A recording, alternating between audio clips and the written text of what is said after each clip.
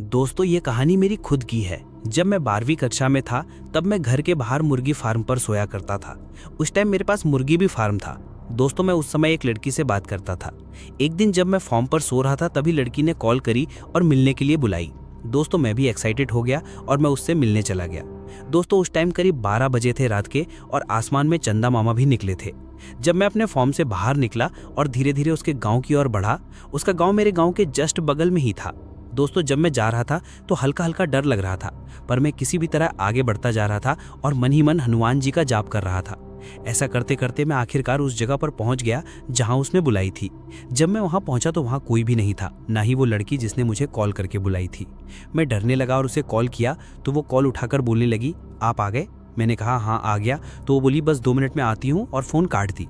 मुझे बहुत ही डर लग रहा था क्योंकि मैं उसके घर के बगल में ही एक बांस का बगीचा था और मैं वहीं पर इंतज़ार कर रहा था क्योंकि दिन में उधर घूमने जाता था तो वो जगह देखी थी और वो भी वहीं आने के लिए बोली थी। तभी वो लड़की आ जाती है, उसके बाद डर भी नहीं लगता और हम दोनों एक साथ बहुत ही मज़े करते हैं और बहुत सारी बात भी। तभी मेरी नज़र उसके घर की ओर पड़ता है तो मैं क्या देखता हूँ कि हमारी तरफ एक आदमी छिप छिप कर आ रहा है। तभी हम दोनों डर गए और सोचने लगे आज तो हम पकड़े जाएंगे। तभी मैंने अपनी गर्लफ्रेंड को बोला तुम दूसरे रास्ते से घर चली जाओ। और दोस्तों मैंने उसको घर भेज दिया और मैं जिस रास्ते से आया था उसी रास्ते से वो आदमी आ रहा था।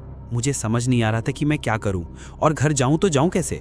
वो आदमी मेरे नज़दीक आ रहा था। तभी मैं अपने रास्ते के अपोजिट साइड भागने लगा। जब मैं भागने लगा और पीछे मुड़कर देखा तो वो भी मेरे पीछे भागने लगा। ये देखकर मैं पूरब से उत्तर की ओर भागा तो मेरे सामने एक आदमी खड़ा था। तभी मैंने सोचा आज तो मैं पकड़ा ही जाऊंगा। तभी मैं और तेजी से भागा और रोड पार किया। भागते भागते मैंने उस समय नदी भी पार कर लिया और शमशान घाट भी पार कर लिया क्योंकि उस टाइम मुझे भूत का डर नहीं बल्कि कोई आदमी ना पकड़ ले यही डर लग रहा था। और मैं भागते भागते अपने फॉर्म पर जाकर सो गया और सोचने लगा कि आज वो पकड़ी गई और उसके घर वाले उसे बहुत मारेंगे। यही सोचते सोचते नींद आ गई। जब मैं सुबह जागा तो उसका कॉल भी नहीं आया और ना ही मैंने कॉल किया उसे। मुझे बहुत ही डर लग रहा था कि अब क्या होगा। यही सोचते सोचते सुबह 8 बज जाती हैं।